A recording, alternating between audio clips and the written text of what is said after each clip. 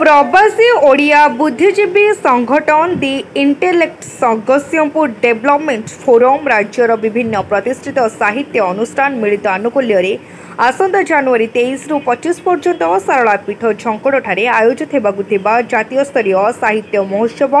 बाणी पर्व उपलक्षे लोगो उन्मोचन उत्सव अनुष्ठित हो 18 खंड महाभारत वाल्मीकि रामायण भली महान शास्त्र रचयिता आदिकवि शारला दास आयोजित होगा बाणी पर्वर लोगो उन्मोचन कार्यक्रम में अतिथि भाव में जगतसिंहपुर सांसद विभु प्रसाद तराई तीर्तोल विधायक रमाकांत भोई स्मृति परिषद सभापति समाजसेवी गौरांग होता आवाहक देवेंद्रनाथ राउत मां शारला मुख्य पूजक रंजन कुमार पंडा प्रमुख जोगदे ओडिया भाषा साहित्यर अन्य स्रष्टा आदिकवि शारला दास स्मृति उद्देश्य आयोजित बाणी पर्वर सफलता कामना करथिले।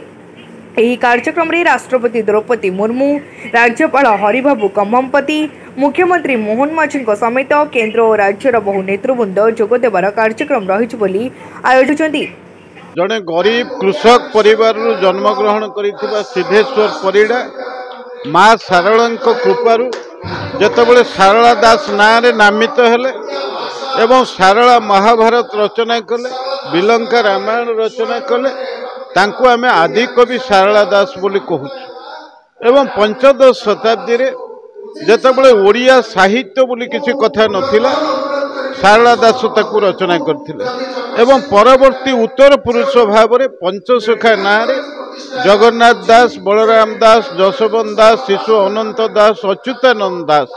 जो साहित्य रचना कले जगन्नाथ साहित्य रचना एवं ताहा समग्र ओडिशा को रक्षा करिवार साहाय्यकारी है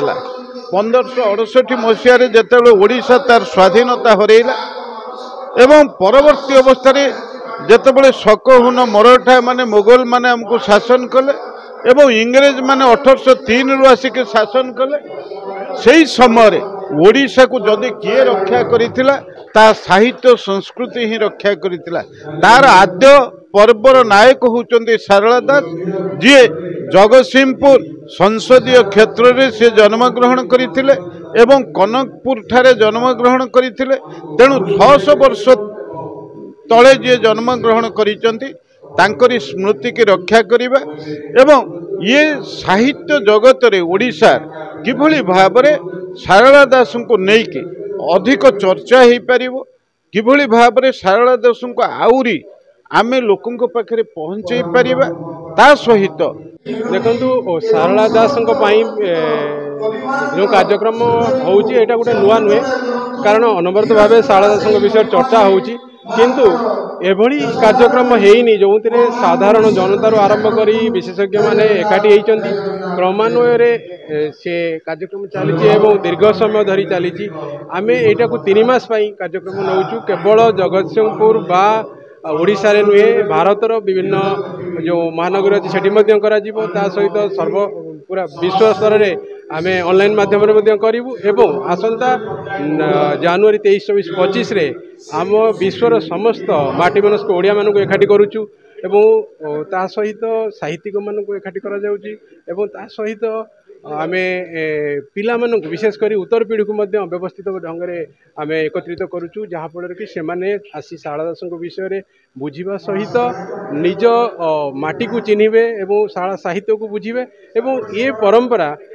तांको मन भितर जमती गोटे भावावेग सृष्टि करिवो कि शारला दास किए थिले एवं से किए किभली भाबे आम भाषा साहित्य को समृद्ध करछन्ती आमको यही अवदान रखि जाइछन्ती यह एक माटीर पर्व यह गोटे गणपर्व हबो आम वर्तमान सुधा जदि आप कहे अतिथि महामहिम राष्ट्रपति महामहिम राज्यपाल मुख्यमंत्री एवं केंद्रीय